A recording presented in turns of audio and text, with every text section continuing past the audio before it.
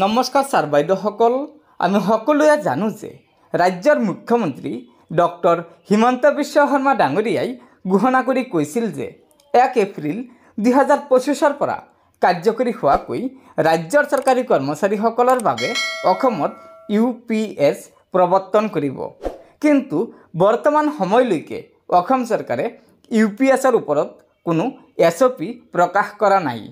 সেয়েহে সদৌ অসম চৰকাৰী NPS কৰ্মচাৰী সন্থাৰ এটা প্ৰতিনিধি দলে অসম চৰকাৰৰ জনস্বাস্থ্য অভিযান্ত্ৰিক বিভাগ আৰু গৃহ নিৰ্মাণ আৰু নগৰ পৰিক্ৰমা বিভাগৰ মাননীয় মন্ত্ৰী শ্ৰী জয়ন্ত মল্ল বৰুৱা আৰু অসম চৰকাৰৰ বিত্ত বিভাগৰ সম্পাদক শ্ৰীযুত দিলীপ কুমাৰ বৰা ডাঙৰীয়াৰ সৈতে UPS অৰ্থাৎ ইউনিফাইড পেঞ্চন আঁচনি আৰু ইয়াৰ আনুষাংগিক বিষয়সমূহৰ ওপৰত এক ইতিবাচক আলোচনাত মিলিত হৈছিল।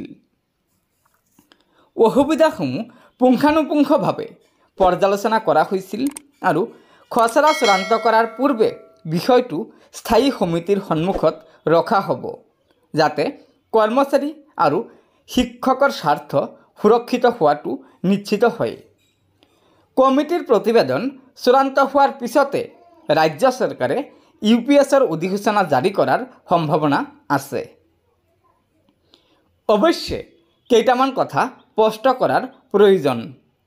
আমি মূল পৰিৱৰ্তন যেনে গ্ৰেচুইটি, নিজৰ অৱদান ঘূৰাই দিয়া, পৰিয়ালৰ পেঞ্চন, সামাজিক সুৰক্ষা, ROP আৰু পেঞ্চন পুনৰ্নিৰীক্ষণ অন্তৰ্ভুক্ত কৰিবলৈ অনুৰোধ জনোৱা হৈছে। আমি আশাবাদী যে 2,50,000 ৰাজ্যিক কৰ্মচাৰী আৰু শিক্ষকৰ সামাজিক সুৰক্ষা নিশ্চিত কৰাৰ বাবে আমাৰ অভিযোগসমূহক অগ্ৰাধিকাৰ দিয়া হ'ব। গতিকে ছাৰ বাইদেউসকল, আপোনালোকে নিশ্চয় জানিব পাৰিছে যে কেন্দ্ৰীয় চৰকাৰে 1 এপ্ৰিল 2025 পৰা কাৰ্যকৰী হোৱাকৈ দেশৰ চৰকাৰী কৰ্মচাৰীসকলৰ বাবে UPS প্ৰৱৰ্তন কৰিব আৰু শেহতীয়াকৈ এই UPSৰ ওপৰত এখন SOP প্ৰকাশ কৰিছে। আৰু এই SOPখনত বহুকেইটা বিসংগতি আছে, অৰ্থাৎ কৰ্মচাৰীসকলৰ বহুকেইটা সমস্যা ৰৈ গৈছে।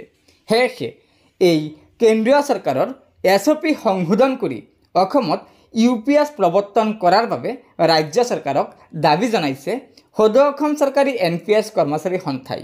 গতিকে ছাৰ বাইদেউসকল, আশা কৰিছোঁ সদৌ অসম চৰকাৰী NPS কৰ্মচাৰী সন্থাৰ যি দাবী আছে সেই দাবী পূৰণ কৰাৰ বাবে অসম চৰকাৰে কিবা এটা ব্যৱস্থা গ্ৰহণ কৰিব, তাৰপিছতহে অসমত UPS প্ৰৱৰ্তন কৰিব।